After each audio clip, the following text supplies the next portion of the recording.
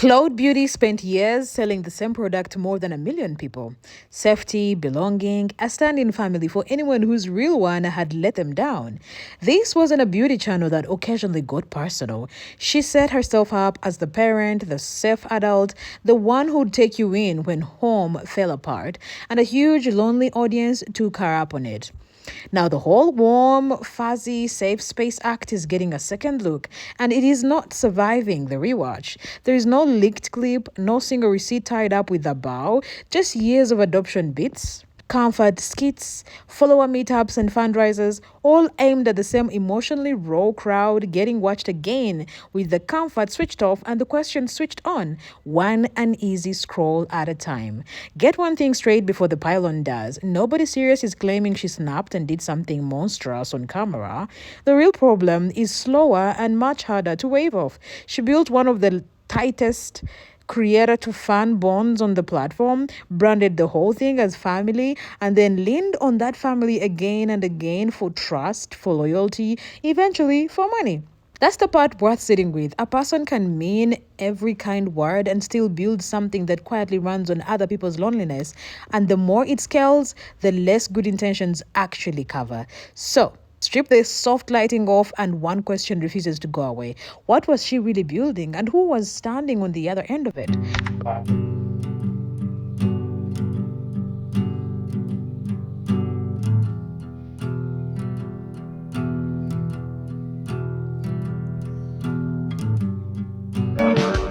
She did not accidentally get labeled a safe space created by strangers. She built that identity openly and repeatedly. Her link tree says all are welcome and safe here, while her YouTube description welcomes viewers to their safe space alt babies. That was an audience fan fiction. The promise was practically printed above the door, telling viewers exactly who she was supposed to be and what kind of relationship they were being invited to. The reach behind that promise is enormous. Her YouTube displayed roughly 1.56 million subscribers across around 860 videos, while TikTok showed about 5.8 million followers and roughly 128 million likes. Her Linktree connected viewers to a GoFundMe, merchandise, a Discord community, TikTok, Instagram, Facebook, and YouTube. This wasn't a tiny private support group whispering in the corner of the internet. It was a full creator ecosystem built around intimacy, access, and belonging, a very modern family setup with merchandise at one door, a fundraiser at another, and Discord somewhere down the hallway. Every one of those doors also happened to be a way to spend money or hand over more of your time, which is worth holding on to for later. Her videos leaned on bullying, identity, rejection, and kindness, and she spoke straight to viewers who felt different, unwanted, or emotionally stranded. One short titled Against Bullying Until made acceptance part of the persona in plain sight. There is something automatically wrong with making people feel welcome. Plenty of creators build supportive communities without turning into substitutes for somebody's actual family. The standard changes when safety becomes the brand itself, judging whether a makeup tutorial is any good costs a viewer nothing. Deciding whether to trust the person who promised to keep you safe is a heavier call, and it tends to be made by the people least able to afford being wrong. If your audience is being told that you're their safe person, your behavior carries more weight than it would if you were reviewing foundation or filming dance trends in the kitchen. Safe space is a lovely slogan right up until it starts working like a guarantee. One of her biggest shots was called You're Adopted. It ran for 29 seconds and pulled roughly 7.7 million views. A single viral adoption joke might have stayed exactly that. One successful skit that caught the algorithm on a generous day. Instead, the idea kept coming back, almost as if the algorithm had decided it was now handling custody arrangements. There, that one. That was my child. I want to adopt that one. What do you mean they're unadoptable? Why? Oh, lucky for you, I can't read. Besides, I want them flaws and all. Hi. Ready to come home? I'm talking to my kid. I don't care how much it is. You're coming home with me. Come on. I'll Adopt You ran for 42 seconds and had about 252,000 views. Who Threw You Away wired abandonment language directly to the creator, offering online family and acceptance, and it landed around 339,000 views. Adopting You for You added another version of the same invitation. POV You Get Disowned moved the format into the experience of viewers dealing with rejection or a family rupture. Oh, No. This isn't good. Stop crying, sweetheart. Don't cry. Here, I got some good news for you. Do you want to know what it is? Okay, well, first hold on to this plushie for me. Thank you. Now come here. You know why you don't need to be sad anymore? Because I'm adopting you, which means you don't have to spend Christmas alone anymore. I'll spoil you with presents, cookies, brownies, and hot chocolate, and whatever else I can think of. Okay? Yes, of course I'm certain. Why wouldn't I be? We're not perfect. And as long as you learn from your mistakes, that's what matters to me. Alright? Now, come on, sweetheart. Merry Christmas. Then came the bluntest version, a 15-second short called Love Your Kid or Don't. Someone online will. That pulled around 817,000 views. The whole substitute parent dynamic squeezed into one sentence. Look at what each version is actually doing. One names the wound, another offers to feel it, a third stages the exact moment a real family walks out so she can walk in. Line them up and they cover the full emotional arc of being unwanted and then rescued, repeated until the rescue stops reading like a beat and starts reading like a standing golfer. Come here. Who threw you away in there? Let me see you. Oh, all your paint's chipped. You have scratches. Oh, your glass is broken. You have dents. That's okay. Don't worry. We'll repaint you. We'll get you some new glass. And we'll just, maybe add some gems to you. You're not worth throwing away, though. I'm sorry that whoever did that to you. But I assure you, you're in good hands now. We'll take good care of you, okay? What? I don't know what they saw in you to make them think that you're trash, but I assure you, you just need a little fixing up. I promise. That shift from lucky viral moment to reliable format is the thing worth paying attention to. She wasn't simply telling viewers to be confident or reminding them that life could improve. She kept placing herself inside a missing family role, which made the offer deeply personal. If the people who were supposed to love you failed, should be there instead. That is a much heavier promise than follow for part 2. Of course, that landed. A viewer who feels rejected doesn't need a marketing degree to be moved by somebody confidently offering acceptance. The format worked because it touched something real. So mocking the audience as gullible would miss the whole point. People were responding to content designed around genuine loneliness, abandonment, and the need to belong. Calling viewers family isn't neutral when a lot of them may already be watching because their real family situation is painful. It raises the emotional value of every interaction and makes the creator feel less like a stranger on a screen. Kindness doesn't come with a complimentary boundary weaver, even though the internet keeps behaving as if it does. Nothing here proves a malicious intent, but the pattern does show a creator repeatedly stepping into an emotional vacancy and building a huge audience around being the person who'd never reject them. Pair that role with millions of followers, merchandise, and a Discord, and kindness starts carrying a power dynamic underneath it. Warm lighting can soften a face. It can't soften the responsibility. It's also worth being honest about who a format like this tends to reach. Alt and demo comfort content skews young, and the viewers most moved by an adoption beat are usually the ones standing on the least steady ground at home. A joke about being disowned plays very differently for a teenager who genuinely fears it than for an adult scrolling past on a lunch break. Sweetheart, oh my goodness, what are you doing out here? It's freezing. Here, I got you some gloves, and I got you a little hat to wear too, okay? Here, let me put this on your head. There we go. You're crying. What's wrong? You got disowned? For what? You did not deserve that. You did not deserve to be disowned. For that small thing. Don't. It's who you are. It's a part of who you are, and you should not be ashamed of it or feel bad for it. Okay? Now, why don't you come inside with me? We'll take you in. We'll be your new family, alright? I know it takes some adjusting to, and it may not feel the same, and I understand that. But let us be here for you. Alright? We love you, regardless.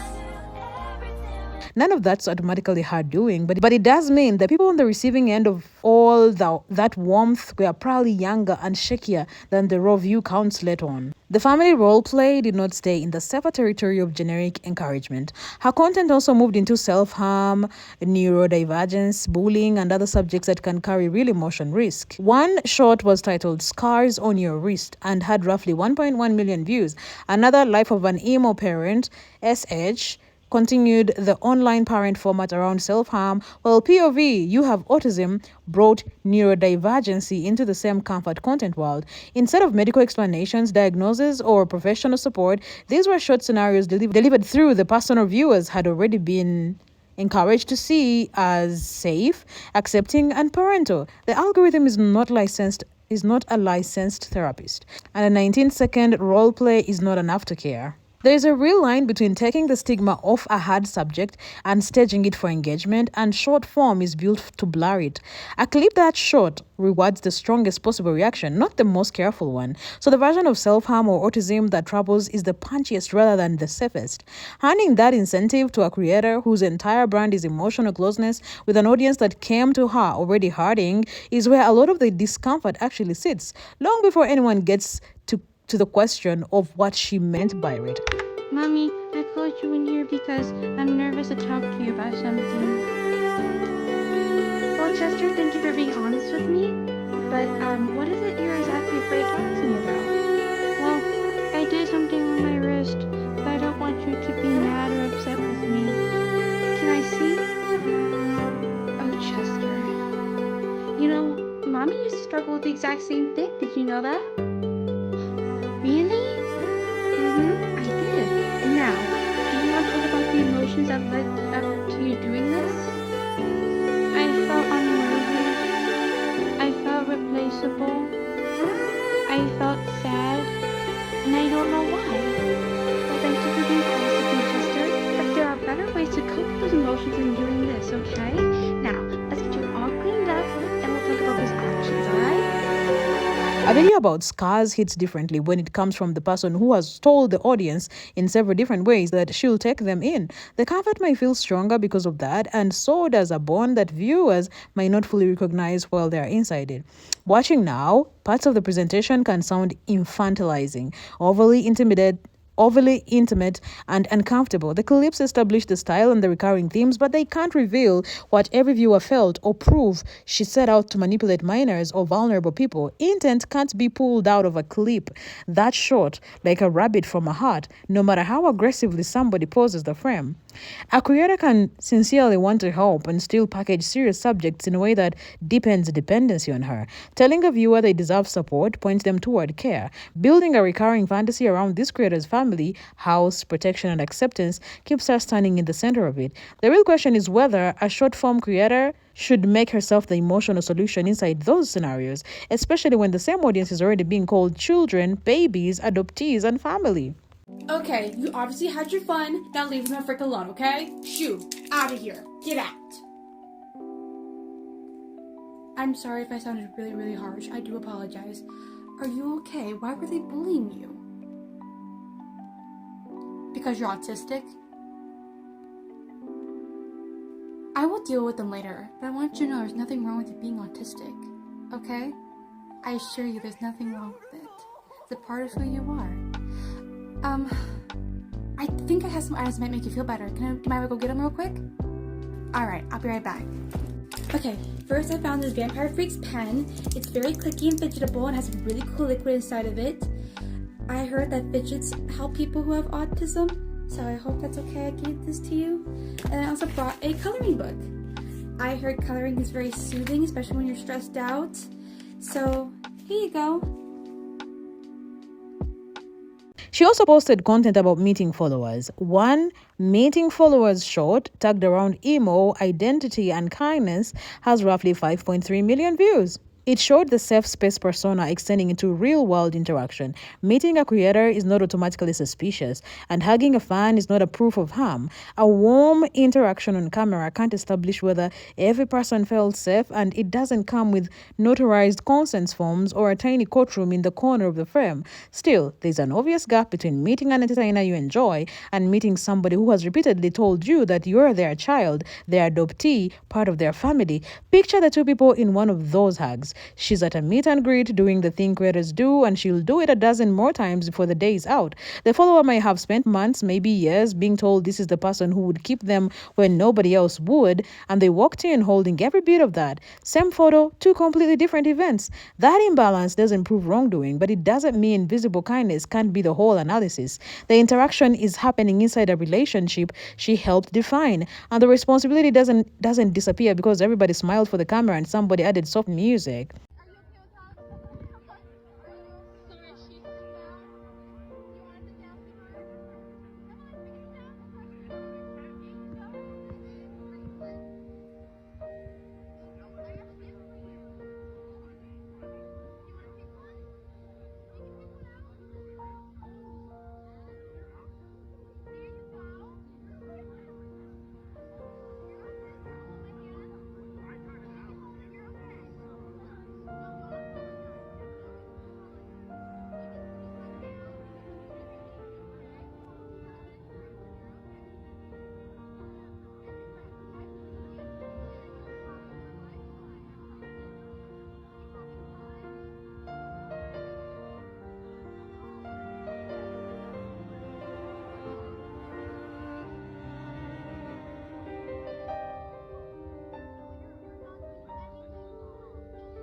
Then money entered the picture because the internet has never met an emotion it couldn't eventually place a link underneath.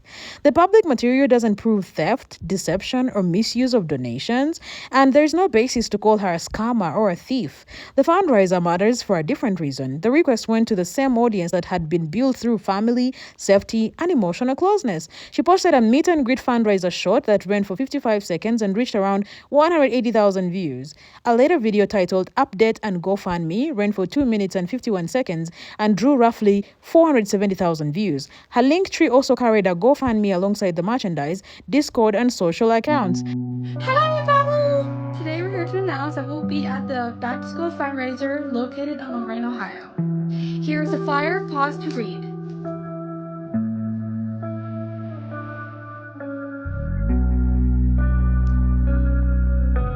There will be discounts, food trucks, raffles, free games to play, and so much more. Because here in Lorraine, Ohio, there are kids, and some of these kids do not have school supplies when they go back to school. This whole big event will be running from 11 to 3 p.m. Eastern Time. If you can't come, there are other ways to help donate. If you send stuff to my PO box right here, full of school supplies, so we can donate it to the children who need it in Lorraine, Ohio. Or heck, do it in your own community. And yes, any money made in this video will be donated to the kids in Lorraine, Ohio. Thank you! Now that tells us who donated, why each person gave, or how every dollar was spent. It is worth thinking about how an ask like this actually reaches somebody. A sponsored post asks you to try a product, and you can scroll past it without any of it meaning something about who you are. A fundraiser from the person you've been calling family asks something closer to the bone because turning it down can feel less like skipping an ad and more like walking out on someone who swore they would never walk out on you. That is the quiet machinery underneath a trust-based appeal, and it runs whether or not the creator ever meant to switch it on. An appeal like that doesn't land the way an ordinary advertisement does. It arrives carrying all the emotional luggage packed into the relationship before money was ever mentioned. So the question was never, did she steal the money? There is no evidence for that. The issue is what happens when a creator builds an unusually intimate bond and then makes financial requests inside it.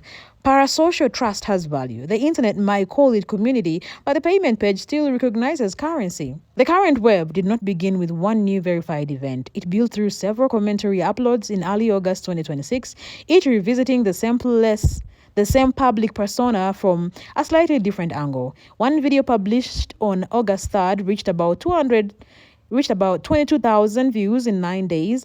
Another published on August 7th reached around 79,000 views in 5 days. By August 12th, a larger commentary upload had collected roughly 119,000 views in about 23 hours, which showed the discussion moving across more than one channel rather than a single upload yelling into the void and hoping the algorithm would adopt it too. That acceleration is a tale in itself. A story carried by one annoyed creator usually stalls out. A story that jumps between channels and speeds up as it spreads has landed on something a lot of people were already half thinking and hadn't quite said out loud. The surprise makes sense too. Many viewers knew her as a COVID-era comfort creator and remember the acceptance first. That's the tricky part about looking back. The videos never changed, but the viewers grew up, stepped out of the moment that made them feel so held, and can suddenly see the shape of the thing they were sitting inside. Watching those same adoption, mental health, and follow-up videos now sets off a collision between the comfort people received and the boundaries they never thought to question at the time. There was also a short titled An Apology, published on March 23rd, 2024, which received roughly 103,000 likes because it came more than 2 years before the criticism surged this August. It belongs to its own moment and shouldn't be presented as a current response. Dragging it forward might make the timeline look cleaner, but it would also make the story false, which is a fairly expensive price for convenient editing. That same discipline applies to the ugliest labels that circulate whenever controversy grows. Groomer and predator get thrown around fast, and the public evidence simply doesn't stretch that far. Those are serious claims, not decorative thumbnail stickers. What can actually be supported is already heavy enough to stand on its own. She still has large platforms. There is no verified basis to announce that her career is over. Her audience has vanished, or the whole creator operation collapsed overnight. The measurable fracture is reputational. Viewers are reconsidering the trust behind the safe space persona, and for a creator whose identity depends on being emotionally safe, that is not a small crack. Beauty creators can survive people hating a lipstick. A comfort creator has a much harder problem when the comfort itself starts making everybody uncomfortable, which is a genuinely awkward product to have fail. Fail. You can recover from a bad review.